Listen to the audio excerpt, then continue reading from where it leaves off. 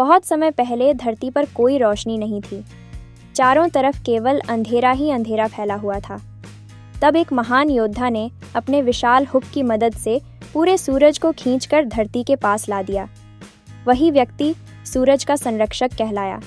उसी ने सूरज की शक्ति से धरती के मौसम और समय को नियंत्रित किया। सूरज के आने के साथ ही एक रहस्यमयी आदमी दूसरी दुनिया से प्रकट हुआ, सपनों की दुनिया से। वह था चांद का संरक्षक, जो अपने साथ चांद लेकर आया था, और चांद के साथ वह लोगों के लिए सपने भी लेकर आया। इस तरह सूरज और चांद के दोनों संरक्षकों ने मिलकर दुनिया में संतुलन स्थापित किया। हजारों साल बीत गए।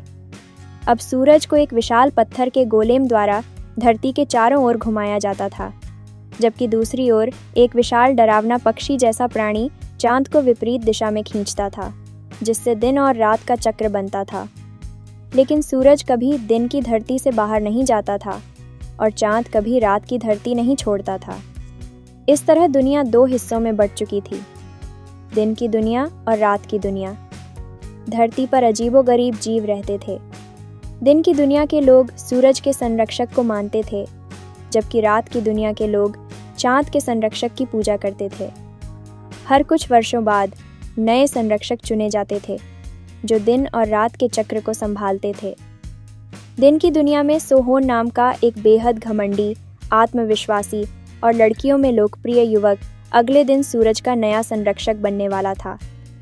दूसरी तरफ रात की दुनिया में लियोन नाम का एक शांत, गंभीर और खलनायक जैसा व्यक्ति अगले दिन चांद का संरक्षक चुना जाने वाला था। दिन और रात की दुनिया के बीच एक तीसरी जगह थी, जहां मोम से बने जीव रहते थे। वहीं एक घर में ग्लिम नाम की एक किशोर लड़की अपने पिता के साथ रहती थी। ग्लिम बहुत उत्साहित थी, क्योंकि अगले दिन वह नए सूरज और चांद के संरक्षकों का राज्याभिषेक देखने जाना चाहती थी। लेकिन उसके पिता ने साफ मना कर दिया।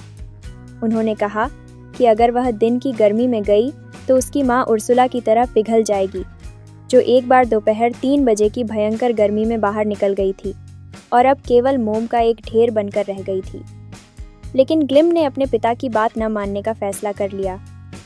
उधर रात की दुनिया में म्यून नाम का एक खुशमिजाज और शरारती लड़का रहता था। वह हमेशा किसी न किसी मुसीबत में फंसा रहता था। एक दिन वह गलती से लियोन के भाषण समारोह में पहुंच गया और इसके लिए उसके पिता ने उसे सजा दे दी। लेकिन म्यून के पास एक खास शक्ति थी। वह बुरे सपनों से परेशान बच्चों को शांत कर सकता था और उन्हें अच्छी नींद दे सकता था। अगले दिन सूरज और चांद को उनके विशाल वाहकों द्वारा एक दूसरे के सामने लाया गया और समारोह शुरू हुआ। दिन की दुनिया में पुराने सूरज संरक्षक मास्टर झोला सूरज से नीचे उतरे और अपनी शक्तियां सोहोन को सौंप दीं। पूरा समारोह बिल्कुल सही तरीके से चला। म्यून और ग्लिम भी किसी तरह वहां पहुंच गए और यह सब देखने लगे। उसी समय दूसरी ओर पुराने चांद संरक्षक युला ने भी समारोह शुरू किया। उसने रात के सबसे पवित्र जीव को बुलाया ताकि वह नए चांद संरक्षक की घोषणा करे। सबको उम्मीद थी कि लियोन चुना जाएगा, लेकिन वह पवित्र जीव सीधे लियोन को नजरअंदाज करके म्यून को नया चांद संरक्षक घोषित कर देता है। म्यून हैरान रह जाता है। उसे समझ नहीं आता कि अभी क्या हुआ, लेकिन उसके पास यह जिम्मेदारी स्वीकार करने के अलावा कोई और रास्ता नहीं था।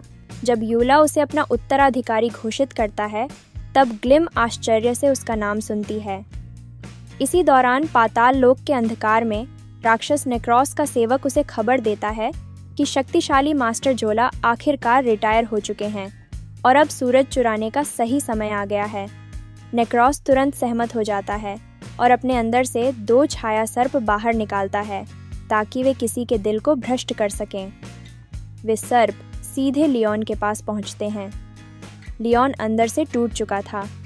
उसने वर्षों तक प्रशिक्षण लिया था, लेकिन अचानक म्यून के चुने जाने से उसका सब कुछ खत्म हो गया। छाया सर्प उसके दिल के अंधकार को महसूस करते हैं और उसे प्रस्ताव देते हैं। अगर वह किसी तरह सूरज नेक्रोस तक पहुंचा दे तो उसे चांद का नया संरक्षक बना दिया जाएगा। लियोन तुरंत यह सौदा स्वीकार कर लेता है। उधर म्यून को चांद के विशाल पक्षी जैसे वाहक तक ले जाया जाता है। उसके ऊपर एक मंदिर बना था जहां सैकड़ों धागों से चांद को बांधा गया था। ये धागे छोटे सफ़ेद मकड़ी जैसे जीव बनाते थे। यूला म्यून को मंदिर के बारे में समझाता है। इन धागों को वीणा की तरह बजाकर पूरे मंदिर और वाहक को नियंत्रित किया जा सकता था।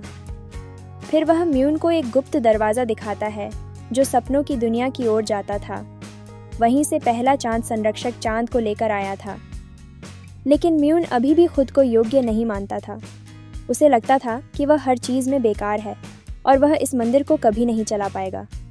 तभी अचानक यूला एक विशाल चमकते हुए पौधे में बदल जाता है और फिर एक चांद के आकार के फूल में खिल उठता है। उसके आसपास ऐसे ही कई फूल थे, पुराने चांद संरक्षकों के। दूसरी ओर पत्थर के गोलेम में मास्टर झोला भी अपने पूर्वजों की तरह पत्थर की मूर्ति बन चुके थे। अब सोहोन ने सूरज मंदिर संभाल लिया था, लेकिन उसकी निराशा का ठिकाना नहीं रहा, क्योंकि यहाँ उसकी भाला चलाने की कला की कोई ज़रूरत नहीं थी। ये मंदिर अब मौसम नियंत्रित करने, प्रकाश संश्लेषण और कई वैज्ञानिक कार्यों पर आधारित था। वहीं चांद मंदिर में म्यून मंदिर को नियंत्रित करने की कोशिश करता है, लेकिन बुरी तरह असफल हो जाता है। धागे टूटने लगते हैं और चांद मंदिर से फिसल जाता है। विशाल पक्षी वाहक भी अपनी दिशा खो देता है और इधर उधर भटकने लगता है। किसी तरह म्यून चांद को वापस पकड़ लेता है, लेकिन अब वाहक पूरी तरह बंद हो चुका था।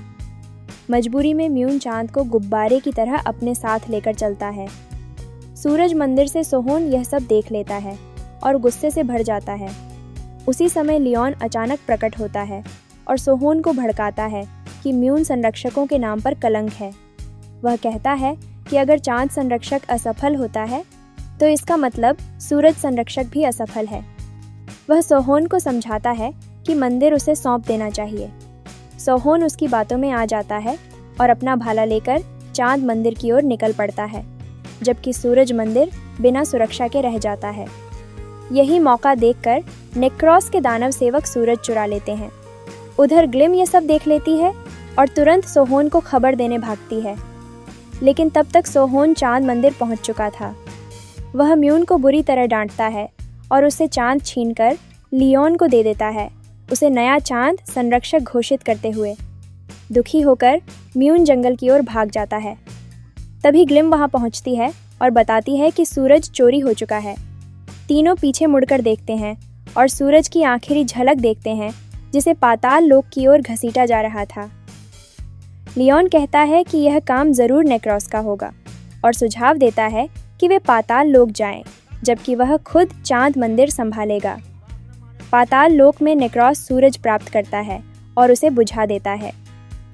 शुरुआत में ग्लिम अपने हीरो सोहोन के साथ जाने में शर्माती है, लेकिन जल्द ही उसे समझ आ जाता है कि सोहोन सिर्फ ताकतवर है, दिमाग वाला नहीं। वह उन्हें 1 घंटे से गोल गोल घुमा रहा था।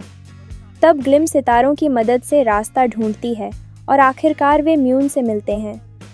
म्यून फैसला करता है कि वह भी उनके साथ जाएगा, क्योंकि यह सब उसकी वजह से हुआ था।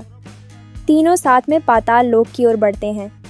उधर चांद मंदिर में लियोन बेहद खुश था कि आखिरकार उसे वह मिल गया जिसका वह हकदार था। लेकिन चाहे जितनी कोशिश करे, मंदिर उसकी बात नहीं मानता। वह चांद को आसमान में भेजने की कोशिश करता है, लेकिन चांद ज़मीन से हिलता तक नहीं। फिर सूरज की अनुपस्थिति में चांद धीरे धीरे मुरझाने लगता है। वह छोटा होता जाता है और आखिरकार धूल बनकर ख़त्म हो जाता है। अब दुनिया की आखिरी रोशनी भी ख़त्म हो चुकी थी। पूरी दुनिया अराजकता में डूब जाती है। चांद के ख़त्म होते ही मंदिर खुद ब खुद पाताल लोक की ओर बढ़ने लगता है। रास्ते में समूह की मुलाकात फॉस्फो नाम के एक पुराने चांद संरक्षक से होती है, जिसे निर्वासित कर दिया गया था। वह ग्लिम को अपनी कुछ शक्तियाँ देता है ताकि वह किसी भी गर्म चीज़ से न पिघले, सिवाय सूरज के। फॉस्फो उनके साथ जुड़ जाता है और नेक्रोस की कहानी बताता है। बहुत समय पहले वही सूरज का संरक्षक था, लेकिन एक दिन वह लालच में आकर सूरज को खुद के लिए रखना चाहता था। तब दुनिया फिर अंधकार में डूब गई थी। उसी समय मास्टर झोला आए और उन्होंने नेक्रोस को हराकर पाताल लोक में कैद कर दिया। तब से नेक्रोस 300 सालों तक इंतज़ार कर रहा था कि कब झोला हटे और वह फिर सूरज हासिल कर सके। समूह पूछता है कि जब यह सब हुआ तब फॉस्फो कहाँ था। यह सुनते ही फॉस्फो शर्मिंदा होकर भाग जाता है। असल में वह डरकर छिप गया था और इसी कायरता के कारण उसे निर्वासित किया गया था। समूह बिना उसके आगे बढ़ जाता है। आखिरकार वे पाताल लोक के द्वार तक पहुंचते हैं, लेकिन तभी म्यून और ग्लिम देखते हैं कि चांद मंदिर पहले ही वहां पहुंच चुका है और बेकाबू होकर घूम रहा है। म्यून फैसला करता है कि वह चांद को संभालेगा और सोहोन सूरज को वापस लाएगा। सोहोन पाताल लोक में कूद जाता है, जबकि म्यून और ग्लिम चांद मंदिर की ओर बढ़ते हैं। म्यून विशाल पक्षी वाहक को बेहोश पाता है। अब उसके पास अपनी शक्तियों का उपयोग करने के अलावा कोई विकल्प नहीं था। हालांकि उसकी शक्तियां अब तक सिर्फ बच्चों पर ही काम आई थीं, फिर भी वह कोशिश करता है और आश्चर्यजनक रूप से उसकी शक्ति काम कर जाती है। वह उस विशाल प्राणी को शांत कर देता है। फिर वह ग्लिम के साथ मंदिर के अंदर जाता है और देखता है कि चांद गायब हो चुका है। मजबूर होकर दोनों सपनों की दुनिया वाले द्वार में कूद जाते हैं। उधर पाताल लोक में सैकड़ों छाया सर्प सोहोन को घेर लेते हैं और उसे अंधकार की ओर धकेलने लगते हैं।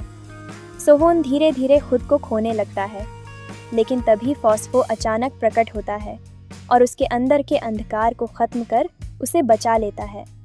सपनों की दुनिया में म्यून और ग्लिम को अंधेरे जीव घेर लेते हैं। वे दोनों को डराने लगते हैं और यहाँ तक कि दुनिया की एनिमेशन स्टाइल तक बिगाड़ देते हैं। लेकिन म्यून समझ जाता है कि ये केवल दुःस्वप्न है और दुःस्वप्नों को खत्म करना उसकी शक्ति है। वह अपनी जादुई शक्तियों से सारे बुरे सपनों को मिटा देता है। फिर वह वहाँ मौजूद एक विशाल क्रिस्टल से नया चांद तराशता है। म्यून और ग्लिम नए चांद के साथ वापस लौट आते हैं। लियोन यह सब देखकर स्तब्ध रह जाता है और आखिरकार म्यून को सच्चा चांद संरक्षक मान लेता है। इसके बाद म्यून और ग्लिम सोहोन की मदद के लिए पाताल लोक पहुंचते हैं, जहां नेक्रोस उसे बुरी तरह हरा रहा था। म्यून और सोहोन मिलकर नेक्रोस से लड़ते हैं, जबकि ग्लिम सूरज को फिर से जलाने जाती है। वह पूरी ताकत से सूरज पर फूंक मारती है और सूरज फिर से चमकने लगता है, लेकिन ऐसा करते करते ग्लिम खुद पिघलने लगती है। म्यून और सोहोन यह देखकर दहशत में आ जाते हैं। उन्हें समझ आ जाता है कि अब यही आखिरी मौका है।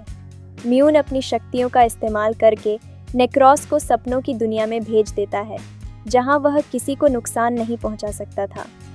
फिर वह नेक्रोस के अंदर मौजूद उस छाया सर्प को बाहर निकालता है जिसने उसे भ्रष्ट किया था। म्यून उस सर्प को नष्ट कर देता है और नेक्रोस को उसके भ्रष्टाचार से मुक्त कर देता है। इसके बाद नेक्रोस भी पुराने संरक्षकों की तरह पत्थर की मूर्ति बन जाता है। म्यून वापस असली दुनिया में लौटता है। वह ग्लिम के पिघले हुए मोम को इकट्ठा करता है और उसे फिर से नया रूप देता है।